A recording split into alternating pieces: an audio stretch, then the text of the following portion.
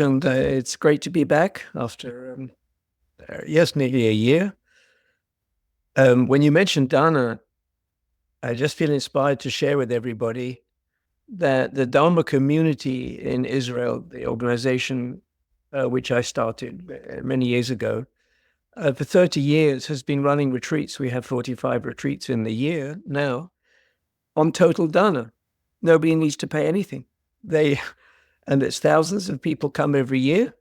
And it's supported us for 30 years. The place, the food, the accommodation, the kibbutz that we pay rent to, the people who, and it's amazing, but and a lot of young people are volunteering and giving and holding this organization. So I live in the north of Israel, in a kind of alternative village, a peace village, an ecological village.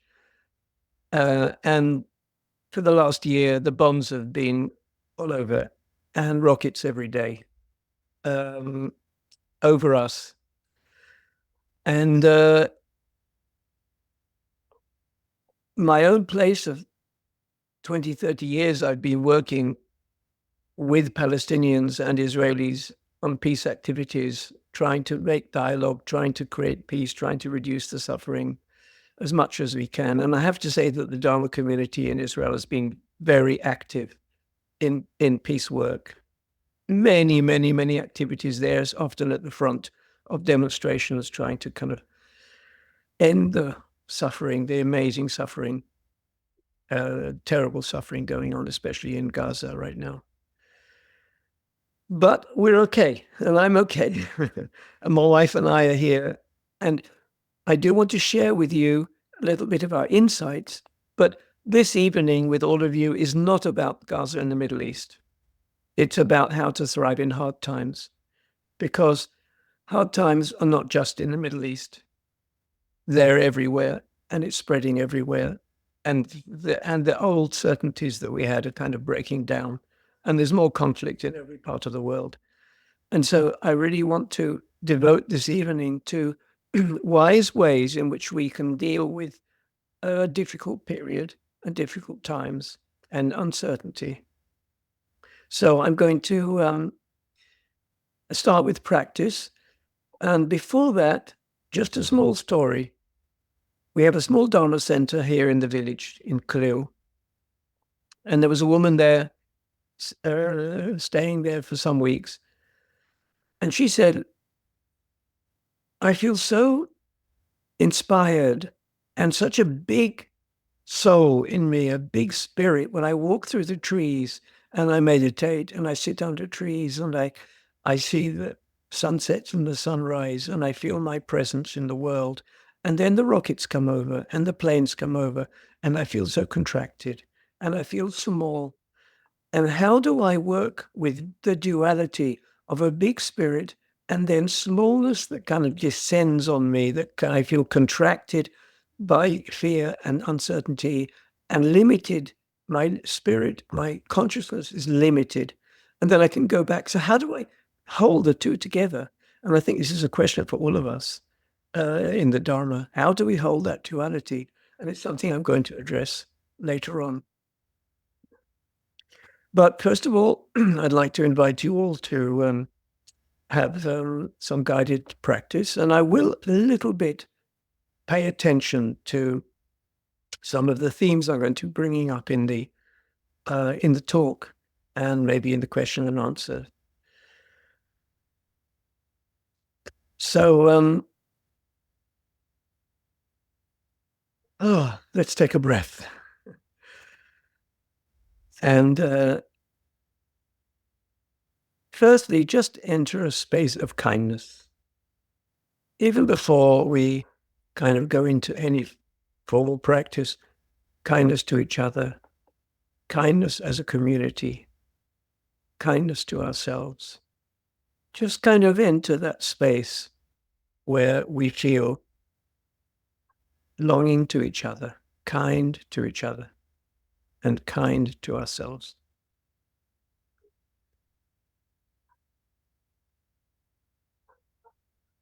It's like a warm wave going through us and out into the world.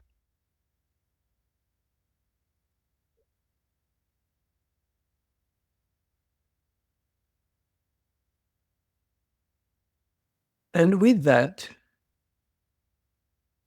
a movement of arriving, a movement of landing in the now.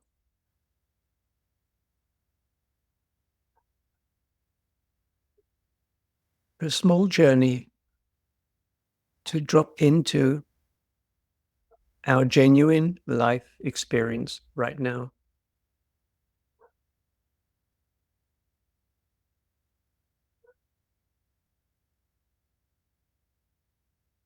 And one quality of this landing in our life, which is needed in difficult times, is the sense that when we land back in our life, we arrive home. It's a natural, informal refuge, a shelter in our genuine lived experience.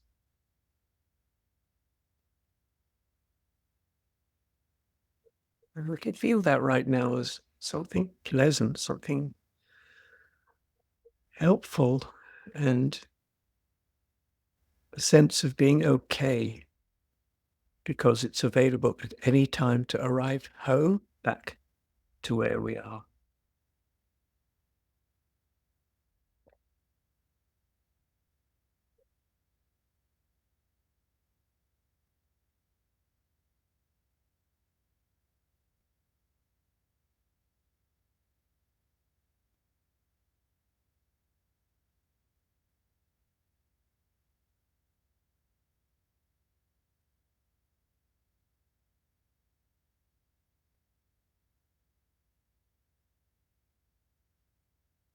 And this sense of home is inclusive, inner world and outer world.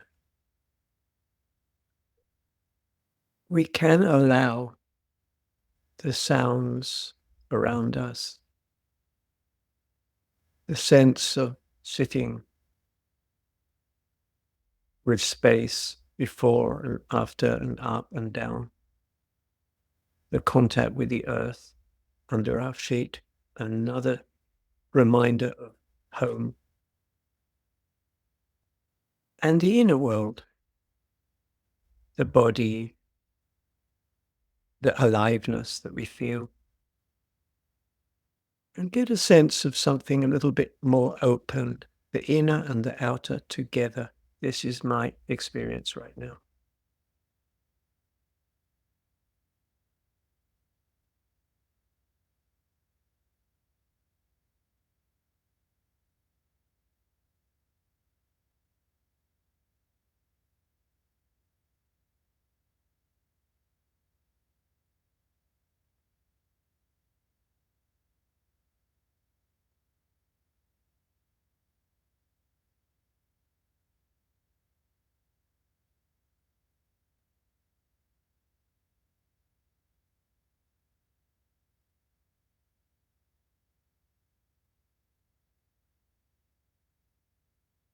And then we might like to ground ourselves to settle into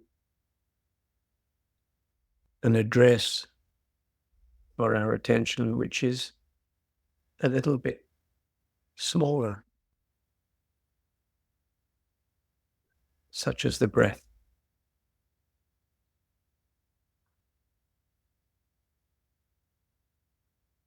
helping us to be in focus, to be steady, to be connected to one object of meditation.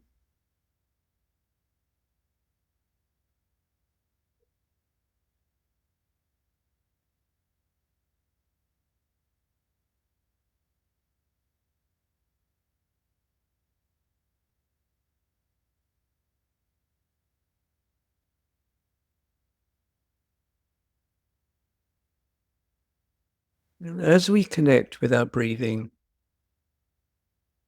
let it do things to us. Let it be our teacher. Let the breathing show us what it's like to be intimate with our life, what it's like to be carried by waves, in-breath and out-breath.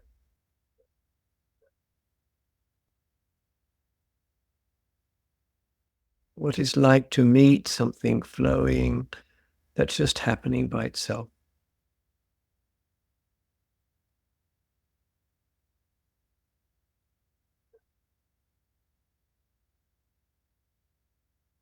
And how it calms us and centers us as we breathe in and gently breathe out.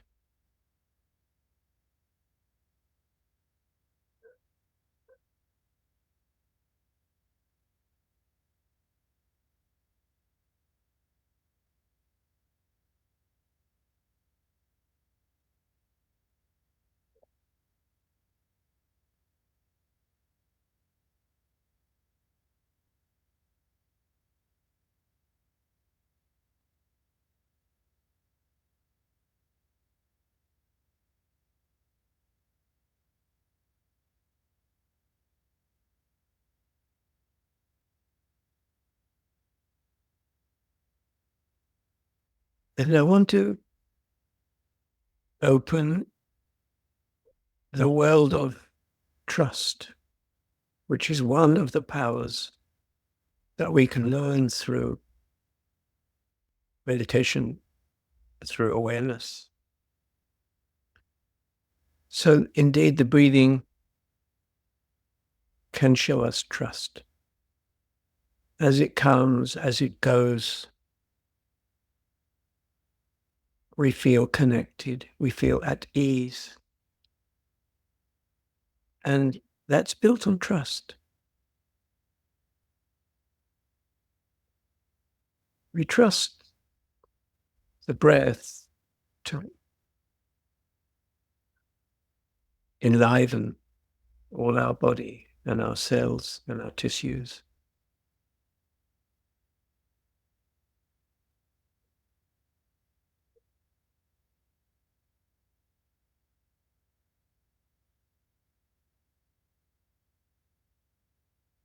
We can move from the breath into the body, feeling the flow of sensations in different parts of the body. For example, the way our feet, our legs are connected to the earth.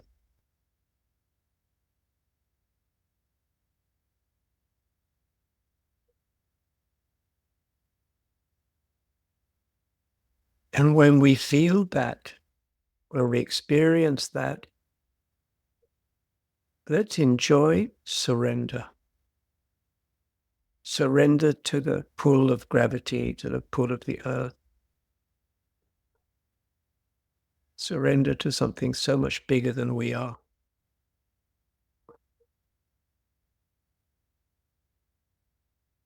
And as we do that, we discover that surrender, letting go into the experience, is the opposite of resistance.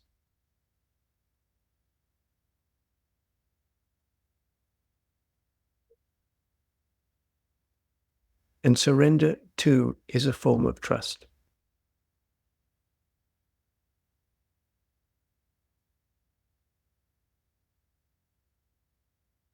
Just let go. Let the earth invite us and teach us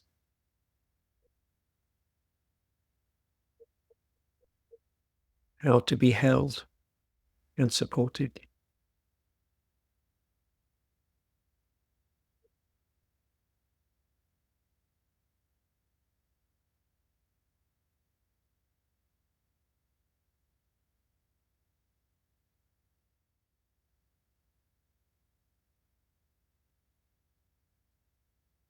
So we can feel that same trust actually in any part of the body,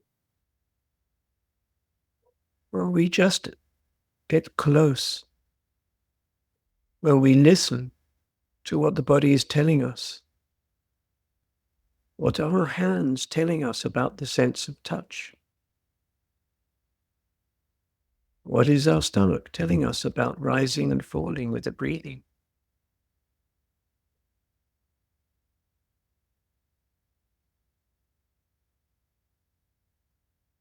As we go to experience, we explore that sense of being for things, being allowing, accepting, trusting. And it's a fundamental quality that we need when things get difficult. The opposite of anxiety and concern and worry.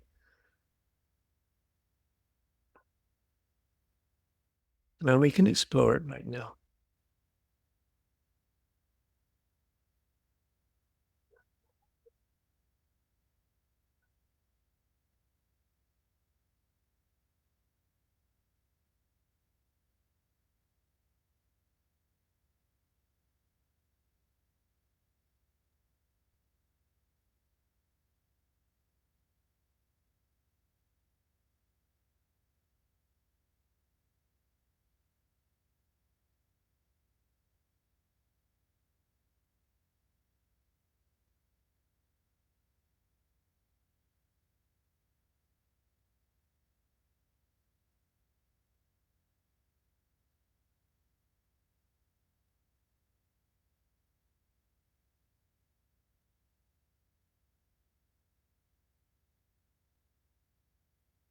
Letting the thoughts come and go as they wish.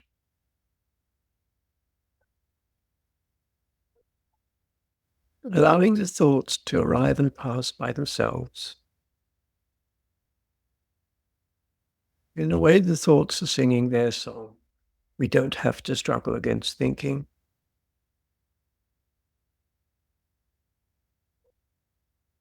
We also trust the thought to do what it needs to do, like the sensations in the body.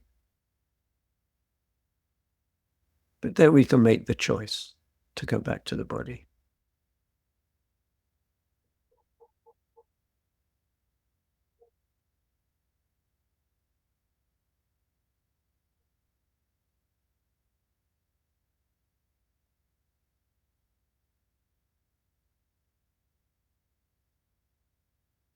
Another quality which we can experience during our meditation is the sense of steadiness,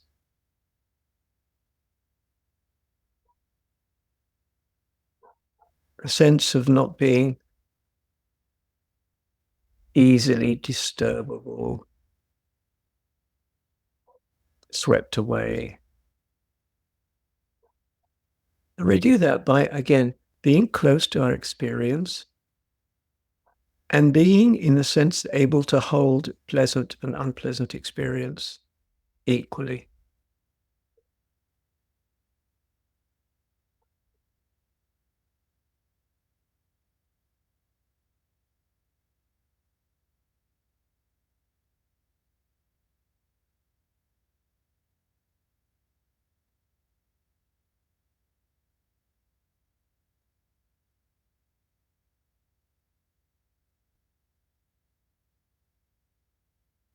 We can locate an experience right now which is not so pleasant, maybe some tension somewhere, some tightness.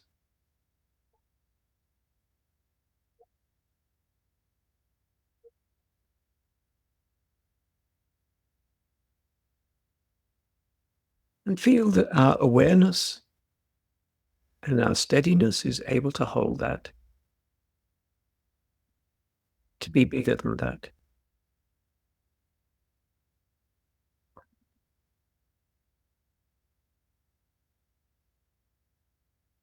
As if we're holding almost like a crying child, or holding in our hands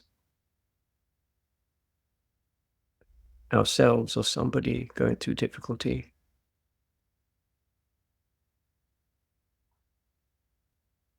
Let's get us a sense of that ability to hold difficulty. in our hands, in our consciousness.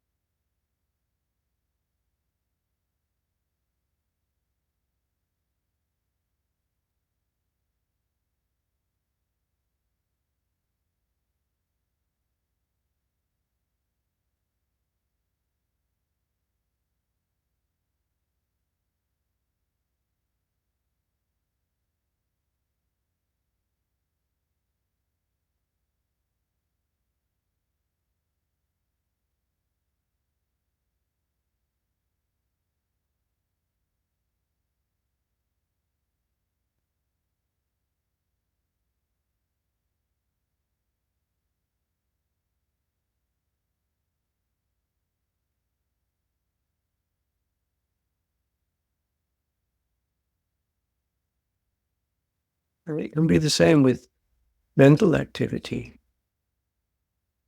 If they're thoughts that are passing by, even thoughts that are a little bit of a nuisance, like things that we need to do, or thoughts about difficult experiences, or thoughts that have emotion behind them, like concerns. But here too, a feeling that we are steady and able to hold those thoughts as they come and as they go. The sense of witnessing is a steady place.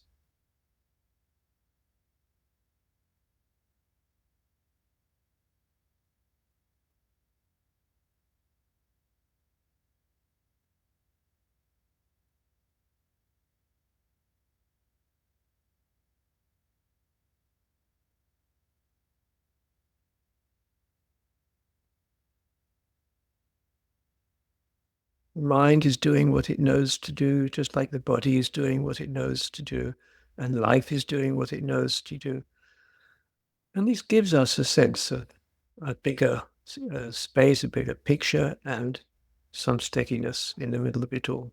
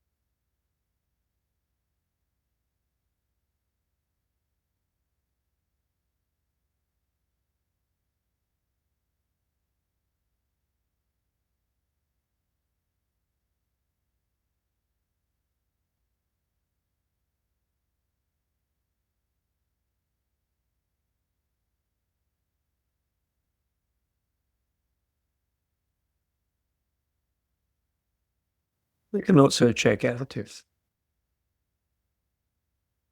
emotional life, the heart is also telling us something. It can be subtle, it can be positive or negative, feeling connected or disconnected, feeling at ease or feeling agitated. Anything, all the voices of our heart We allow, we accept, we are interested.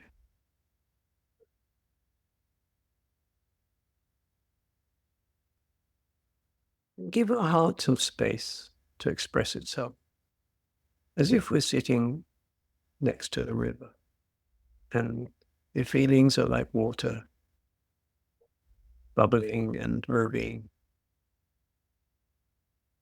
and changing.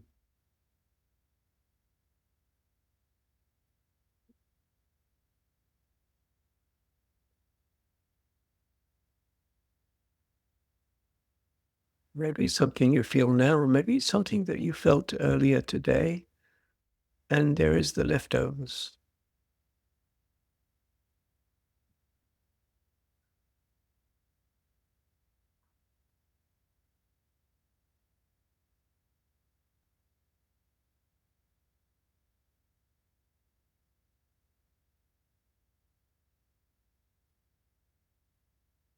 But again, the theme is give it space. Let it express itself. Let it show us what's in the emotion.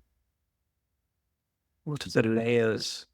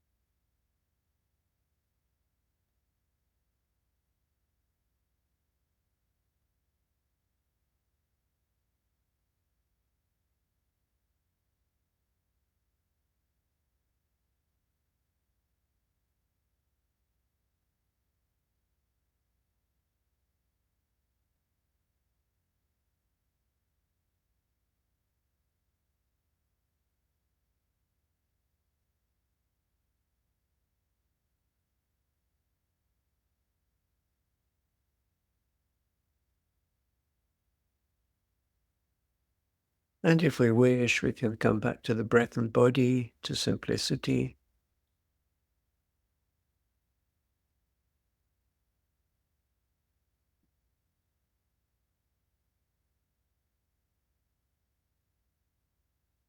Just connecting with the direct, immediate life of the body.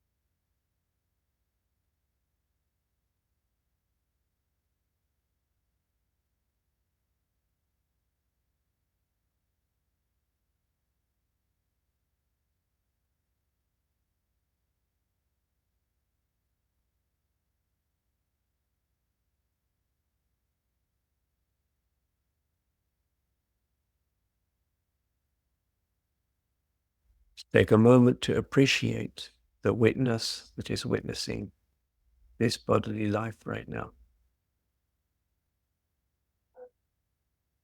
appreciate, awareness, citta,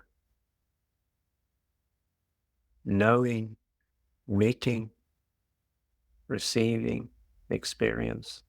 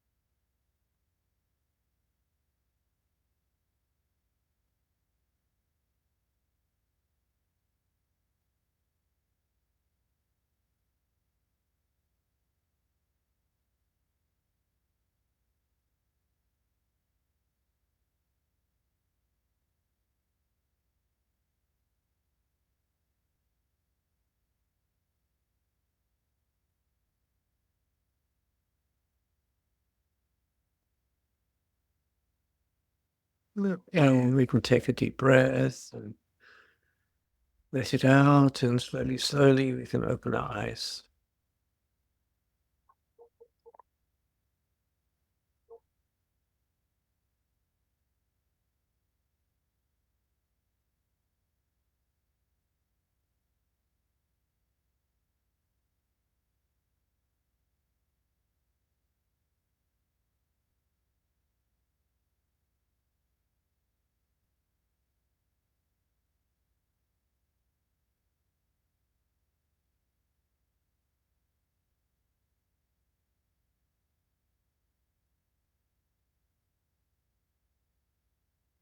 Okay, so thank you for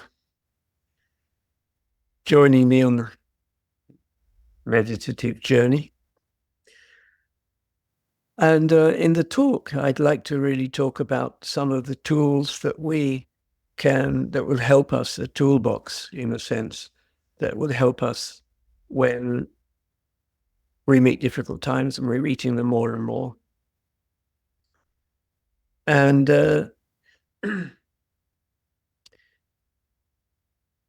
um, I'm going to mention quite a few, so I hope it won't be too confusing, but it's recorded so that if you miss bits, it doesn't matter.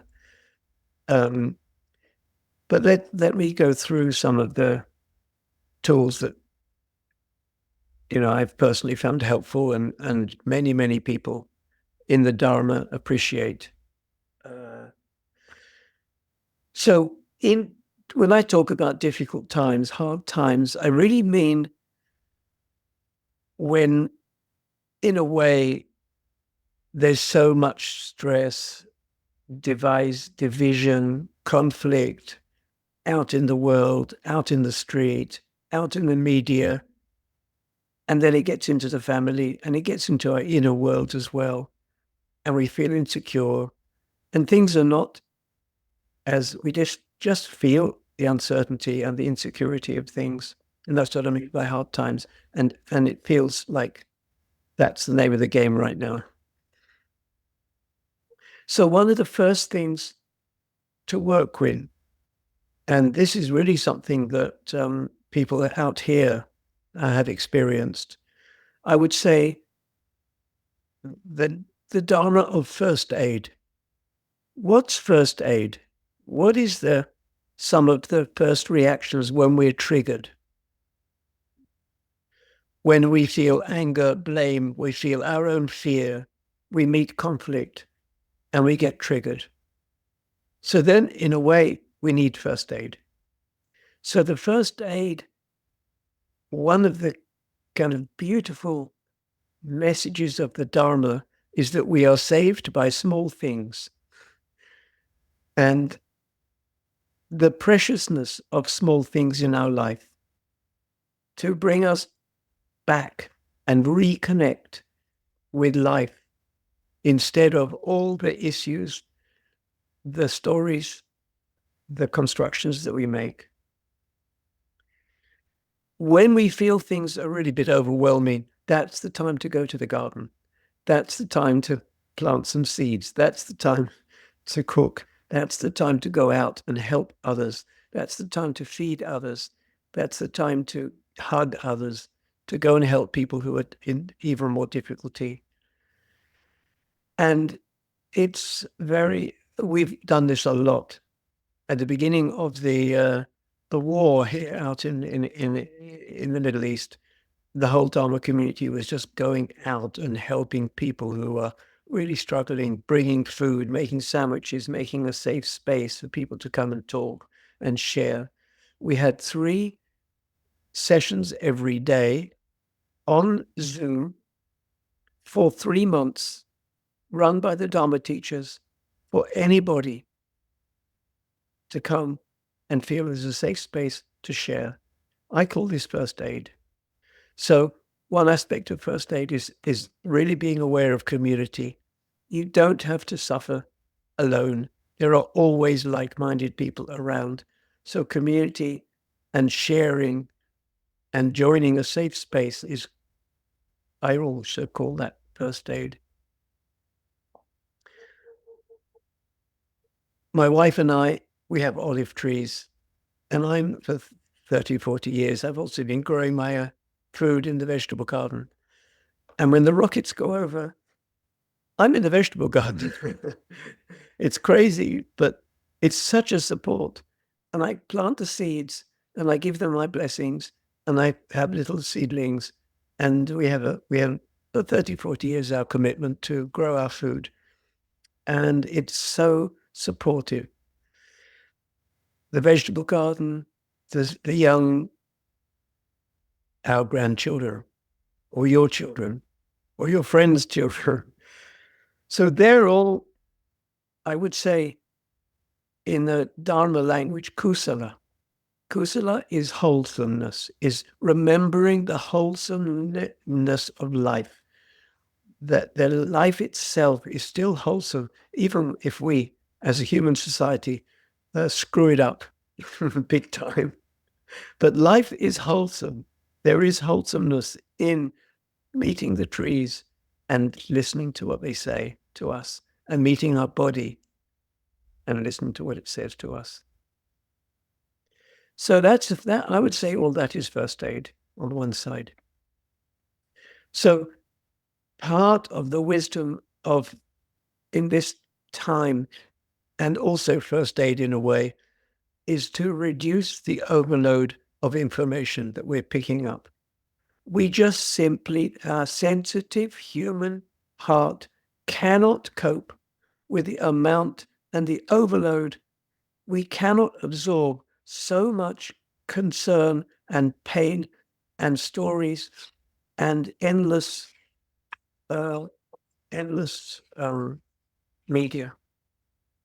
And we really have to be wise about, again, that word kusala. So kusala is the Pali language. It means wholesome. What is wholesome and healthy? And we can reduce the input, the overwhelming amount of information. And it creates so much despair and confusion. And apart from that, it steals our attention. And we need our attention to what's healthy and wholesome. And the media and so on, the amount of information that comes in can very easily steal our attention. And then we forget what's important. We get swept away by so much stuff. So we need to kind of come back to ourselves, and that does introduce the issue of meditation. And that's one of the very basic, I would say, first aid aspects of meditation here. That if we connect with our life and just give a little bit of space to our inner world, and we will begin to see what's important. What's important is meeting myself and meeting my life and come back home. And I'll talk a bit more about that. And one thing that people say, well, I need to know what's going on.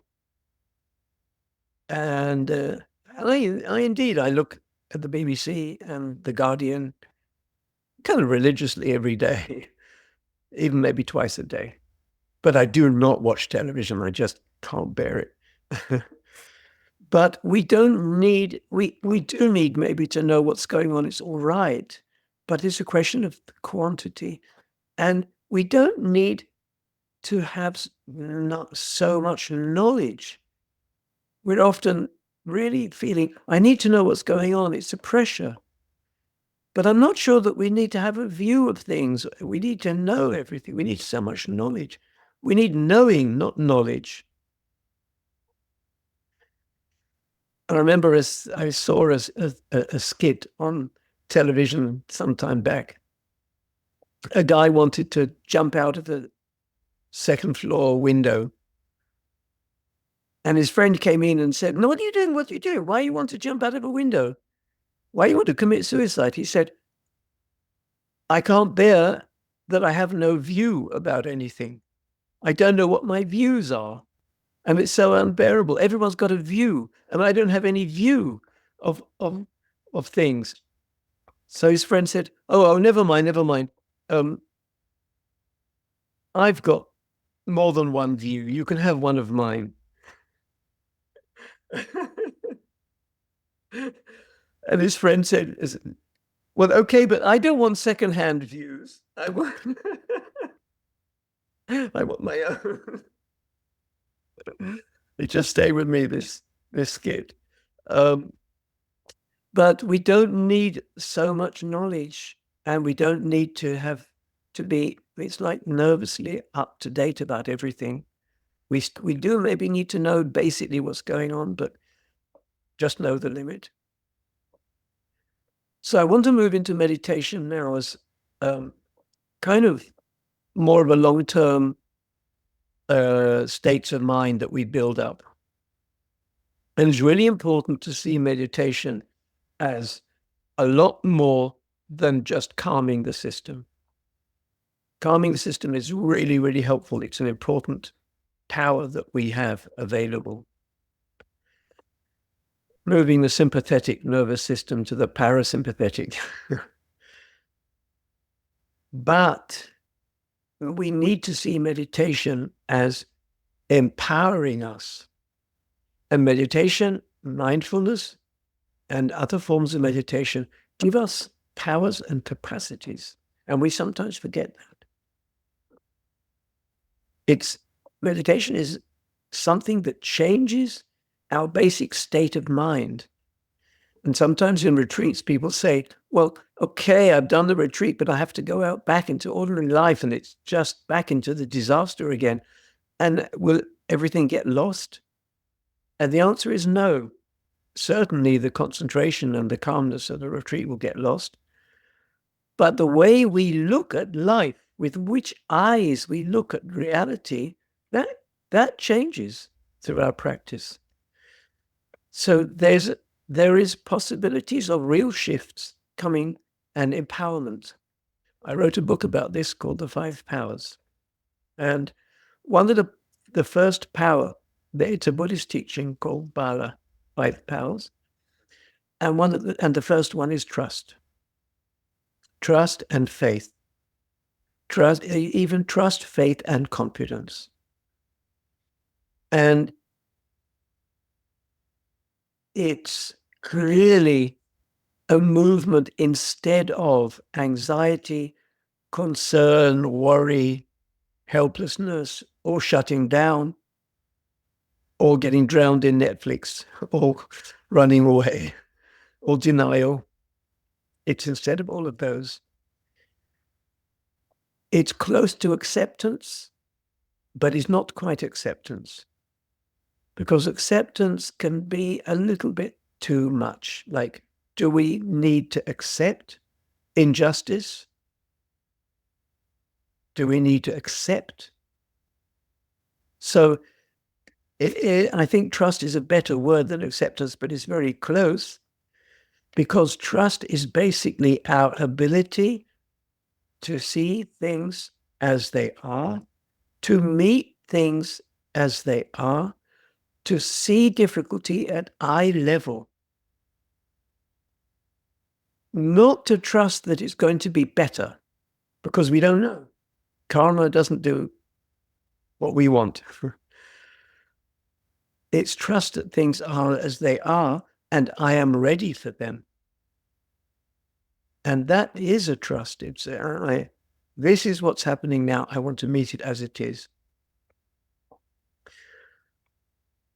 The Buddha gave a very beautiful teaching before he died, when he said to his monks, don't be swept away by society, by concepts, by distractions. Be an island to yourself. And then he said, what does it mean to be an island? It means to be steady and to be close to the truth of things, to meet the truth of this life. And in the actual sutta, he talks about meeting the truth of this life very much in the satipatthana form of the mindfulness methods, meeting the truth of the bodily life, just like we did in meditation now, and you may be doing the truth of the bodily life, the truth of what this mind is doing, the truth of what this heart is saying, the truth of pleasant and unpleasant, the truth of the Four Noble Truths of suffering and the way to work with suffering. So meeting those truths give us a place to stand. And it's really important that we kind of see that mindfulness brings us to this place where we have the capacity to trust life, to come back home, to meet things as they are, even if they're difficult. And with that, we are much more able to go out in the street and make change, rather than, as I say, anger, worry, confusion, helplessness, etc. So it's very precious. It can be at any time. Someone could be standing there shouting at you and in conflict. And it may be very difficult if it's someone close to you, of course. But there is a way in which you can look at that person who is shouting at you, or that situation, or that difficulty, or that pain that you feel when you read the newspaper, and say, it is what it is. I meet it at eye level. I call it by its true name. And I really hope and wish to heal this, and to heal, or to allow change. The simplest example is not just someone that shouts at us, but a pain in our own body. So trust would be, I'm listening to the pain rather than trying to shut it down, trying to avoid it, trying to project things, etc. I'm listening. I'm there with you. I meet you, and it helps our healing. Again, the ground is very important. The truth of our body is also the truth of the trees and the earth and the stars at night. And they all need us to say, to remember trust. One of the places that we do need in our toolbox, we need to be very, in a way, skilled, is how to work wisely with emotions. And mindfulness here is helpful. It is a means for that. And the first thing is, we really shouldn't blame ourselves if we have fear or anxiety or anger. We shouldn't blame ourselves. That's another level of difficulty. We don't need guilt. One time I was working in one of the workshops I did with Palestinians. A Palestinian professional said, one of the Israelis there said, I feel so guilty about what's happening to the Palestinian people. This was years ago, it wasn't then now.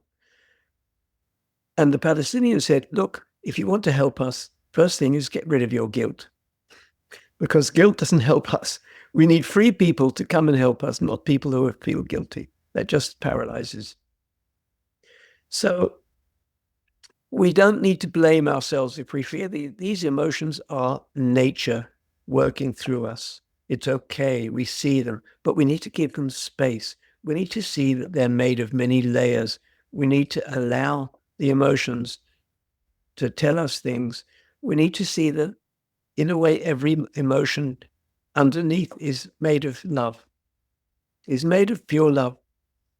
It's emotion, love with our story on top, or with our self, the self. But we can see the layers.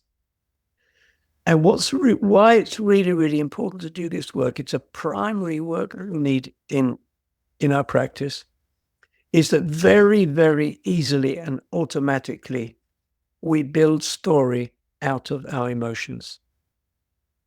We could say, in a way, that most wars and violence is fought as a way to reduce fear, rather than seeing what would be helpful in this moment to solve a problem. So we're afraid of somebody or something or another people or another group, and we respond with violence because we want to stop our fear. We want to solve our fear. We want to be safe and comfortable and end fear. But what we do then is label the other, blame the other, build a story. And we do it all the time. It's really, really easy and fast. We blame politicians straight away. We blame the others over there. We blame, and we build labels and revenge. There's an old Chinese saying, if you let your anger go to revenge, you have to dig 2 graves.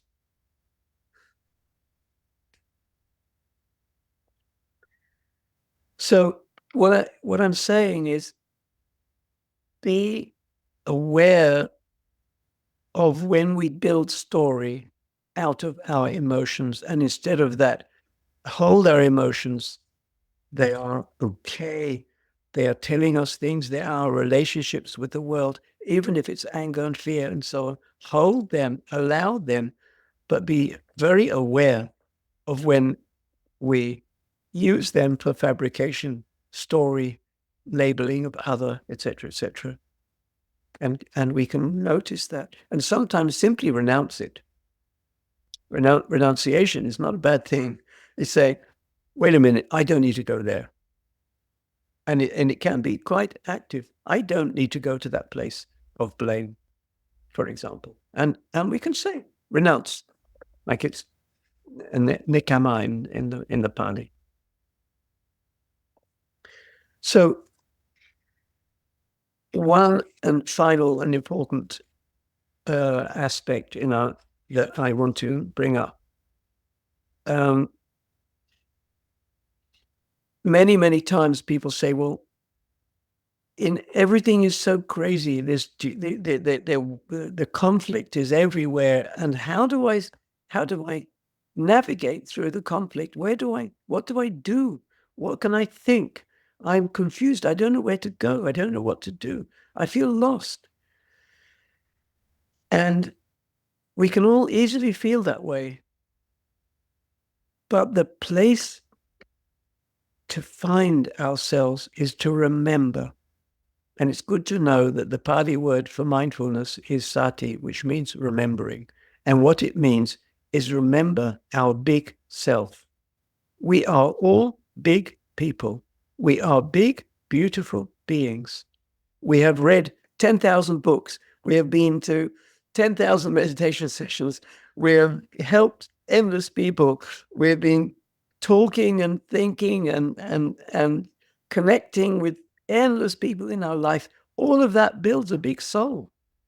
And we are a big soul and a big consciousness, bodhicitta. And we need to remember that.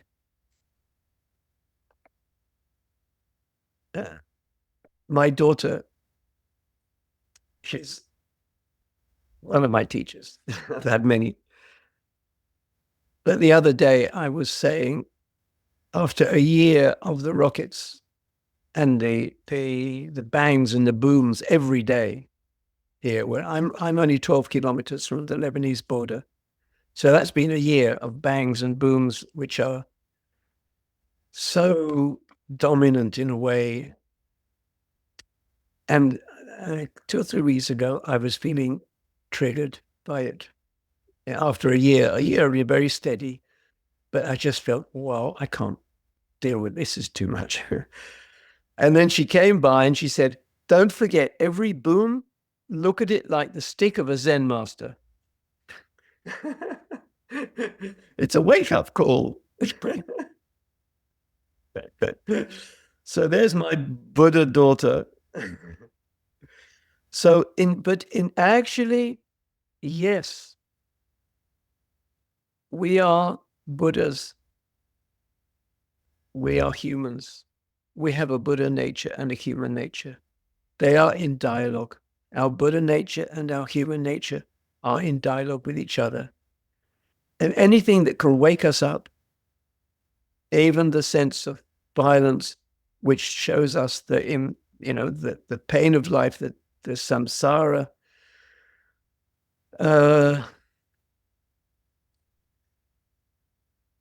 we can hold that. We can hold both together, the bigness of our soul and sometimes the smallness that happens to us, the Buddha nature and the human nature. And that, in a way, is the answer to this girl who said, the story I gave right at the beginning of, I don't know how to hold the beauty of, awareness and walking through the trees, and then the violence, the smallness that I feel. And the answer is, they're in dialogue. Our big self and our small self are in constant dialogue, and they inform each other. And we gradually hold both with a wisdom and a big inner spirit. So we need to wake up. Crisis is about the Zen master stick.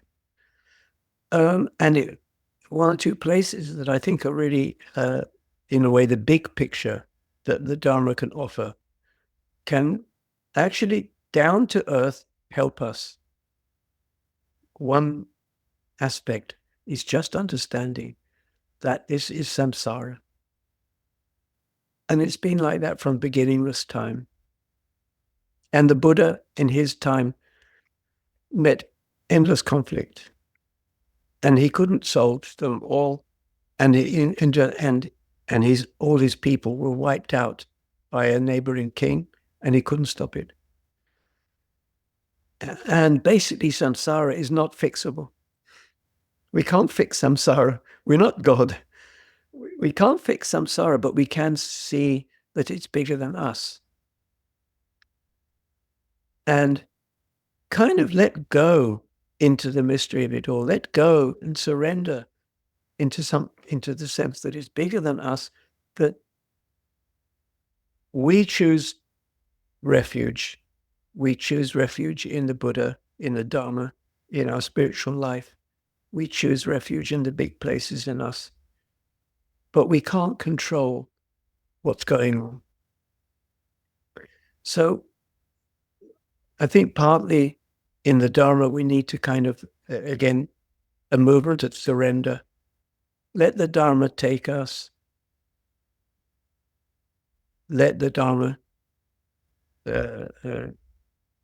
surrender to the Dharma, to the big place, the big person that we are, and then trust it. That's the best place we can be, and it will help us to solve problems out in life.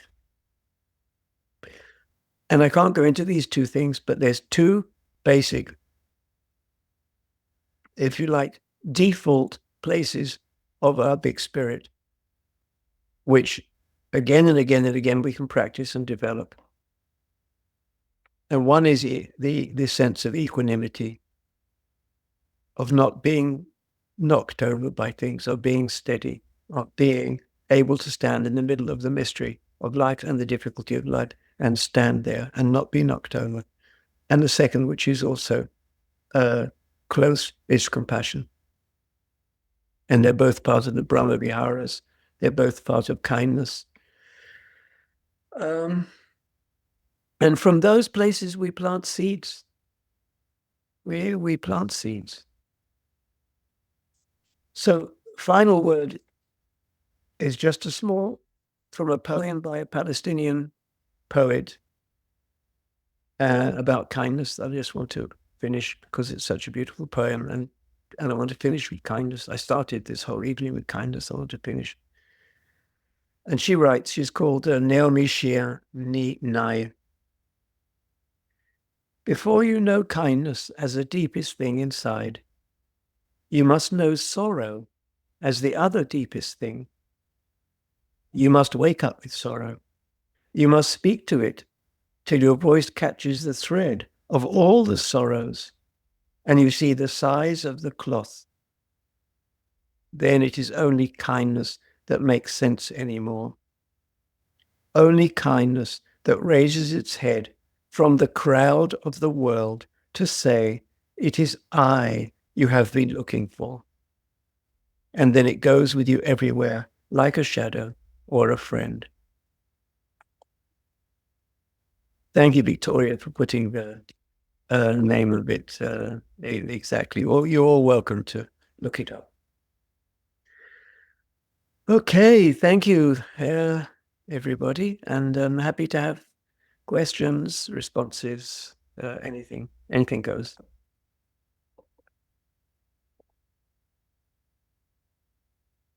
Yes, Victoria, got you raised your hand. Thank you so much for this really, really beautiful meditation and talk. I've been so triggered by things in my life lately, well, in the world, that I've had difficulty even meditating. And this is the first time I was able to do it in a really long time. So I'm very grateful for that and for your beautiful Dharma talk. One of the things I've struggled with is the wait, sorry, I just see myself and I'd like to see you. I'm not sure how that works. I guess because I'm talking. Um, uh, I had to stop ingesting the news actually many, many years ago. After 9/11, I was living in Japan.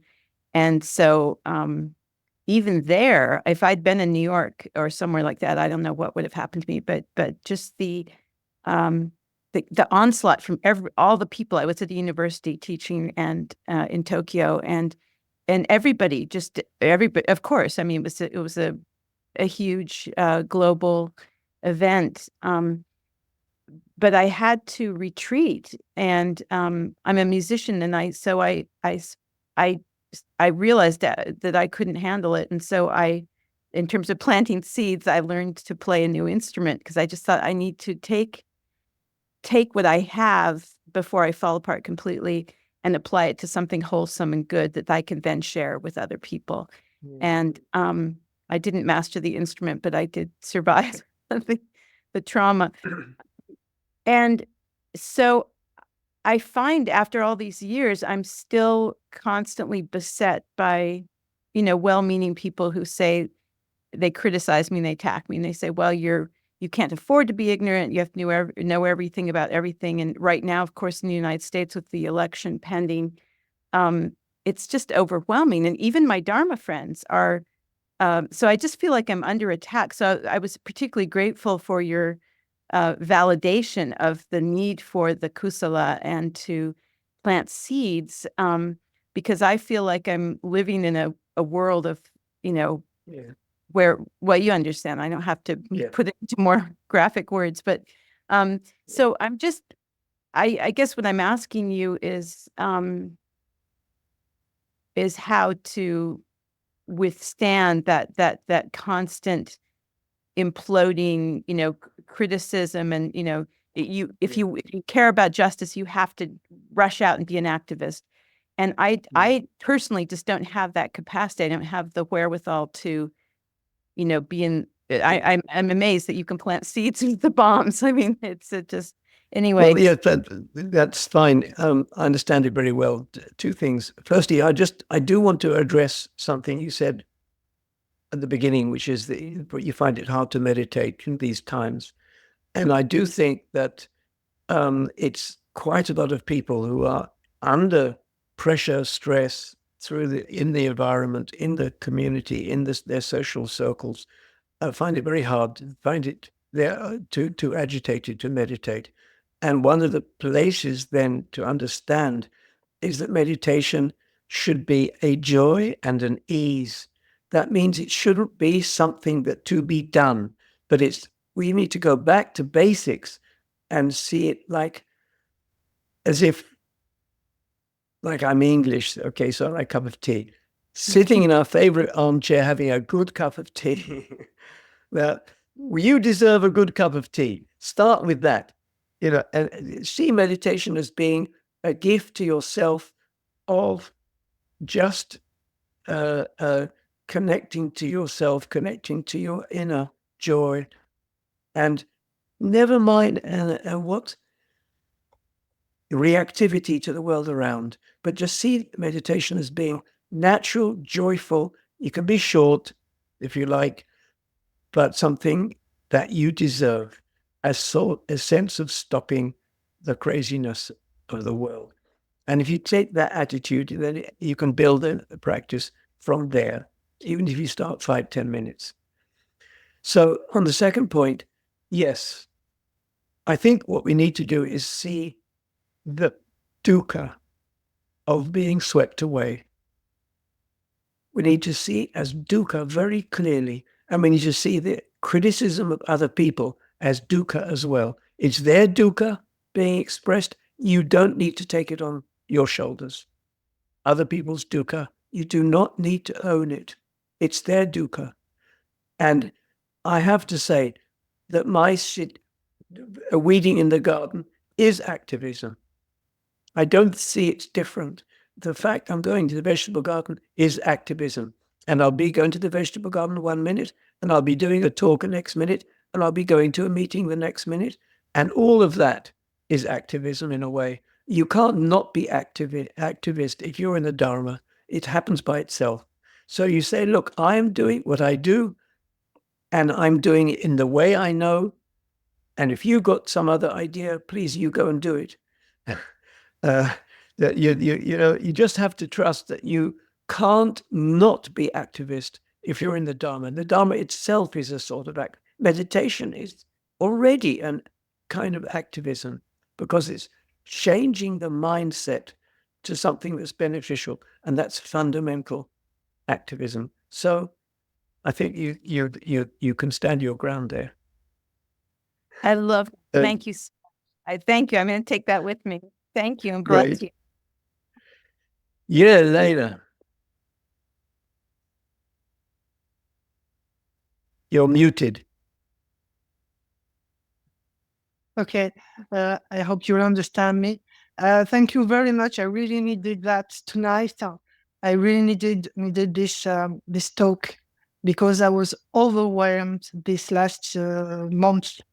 I'm in France, and we had a lot of political problems here, plus what's happening in Gaza, plus what's happening in America with Trump.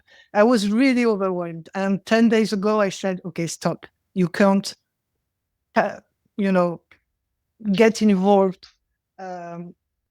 emotionally so much in all what's happening in the world. And I really heard what you said when you said that we can't hold all this suffering. It's not possible.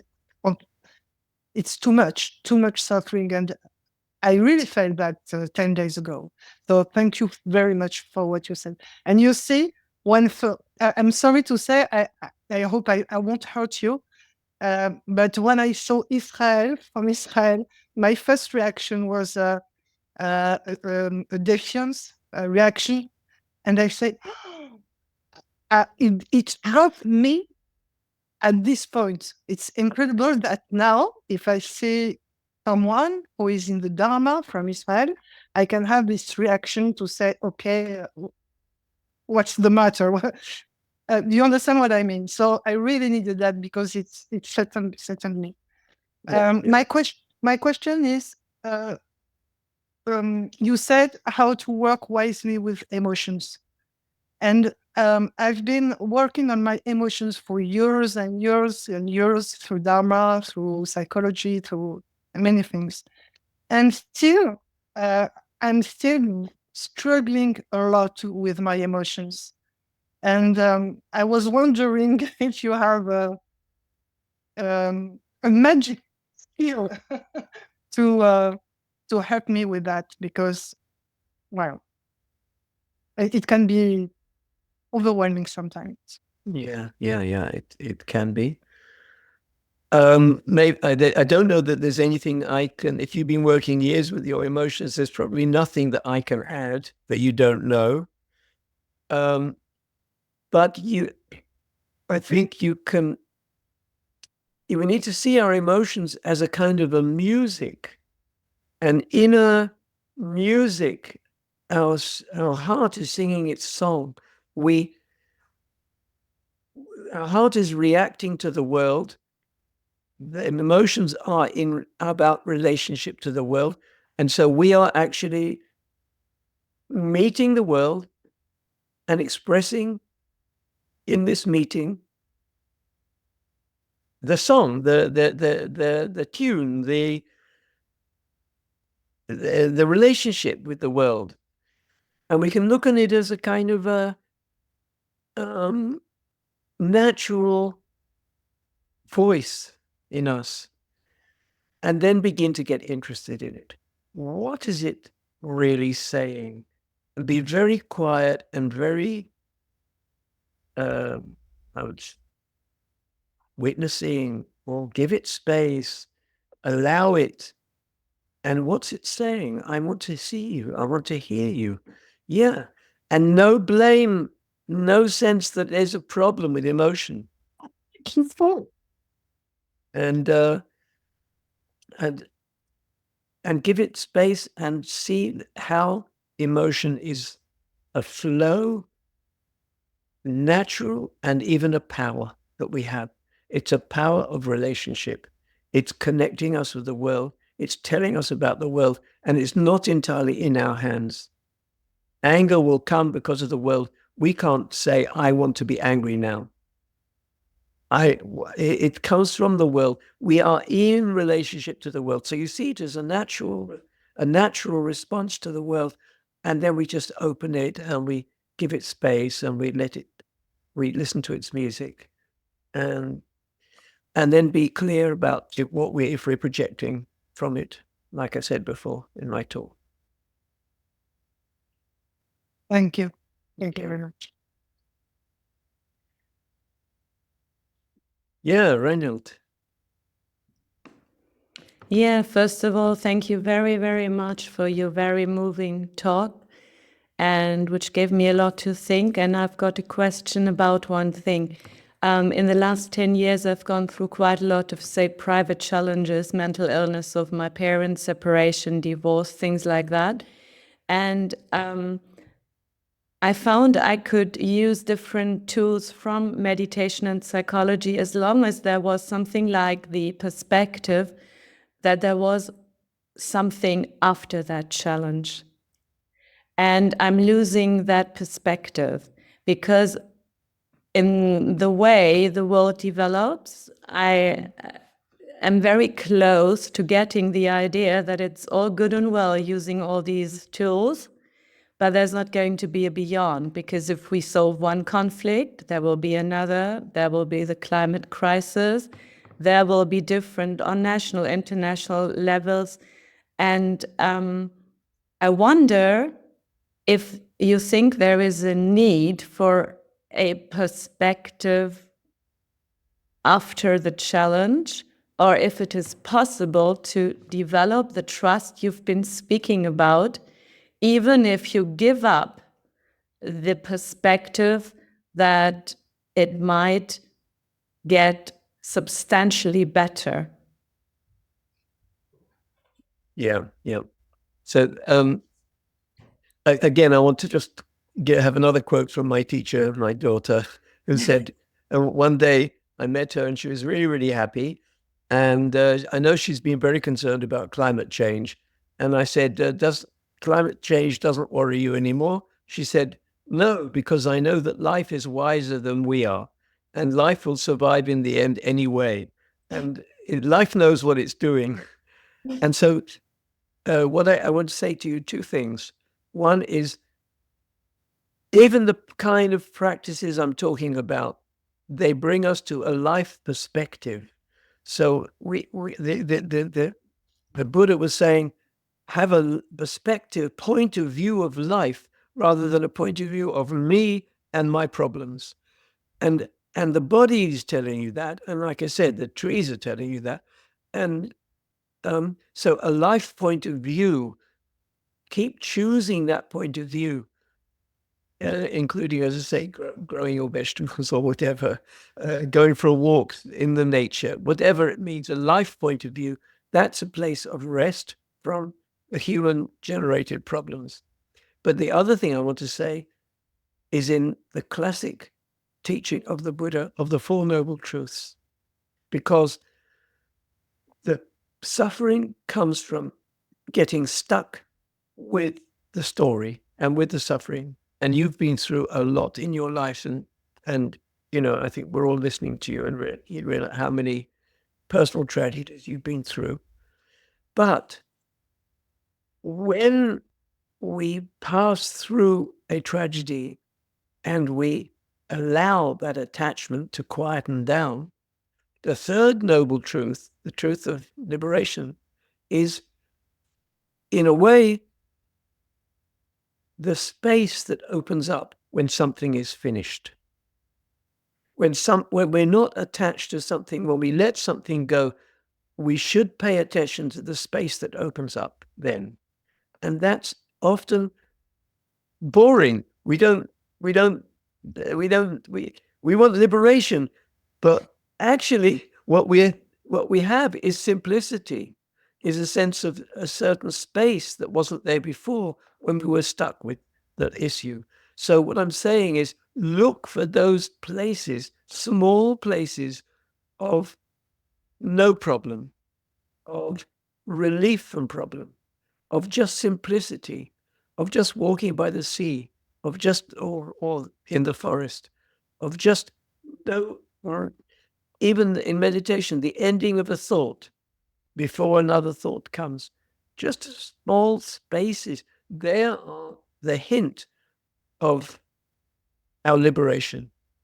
When there's something, because everything comes and goes, when it goes, there is a space there that we could just sort of, and it may not be dramatic, but it's just the absence of problem. No, nothing special right now, just existence. That's important, even if it seems rather small. And they need to be appreciated. And really, they're precious, those moments, just existence. So do look for the absences of issues or of selfing. So to really, really look for them and then seize them and hug them. Thank you very, very much, Stephen. Thank you so much.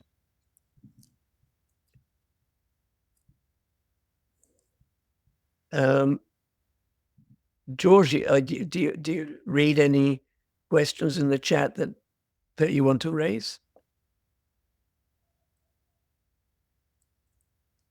No questions in the chat. Stephen, just word of appreciation, a lot of word of appreciation. And some quotes. It's such incredible freedom and liberation in letting go of people, places, and situations that no longer serve me, serve a larger purpose. Elka Jackson said this.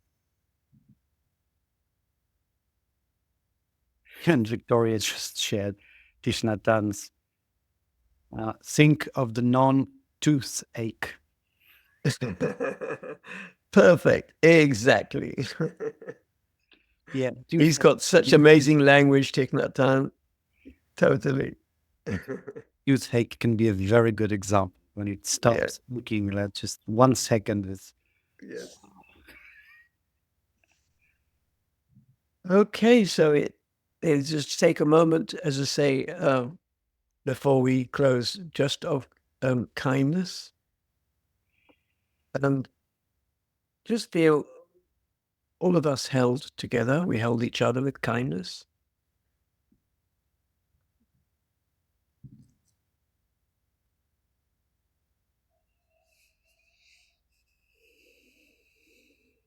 Our kindness is being an activist. Our kindness is active in the world. Just take a moment to feel it. And it doesn't have one address. It's to ourselves. It's to each other here right now as we be aware of each other. Never mind we're in different houses and countries. But we're together with one heart and one mind. And just get a sense that the kindness is so precious. And just like the poem, it's what we are always looking for.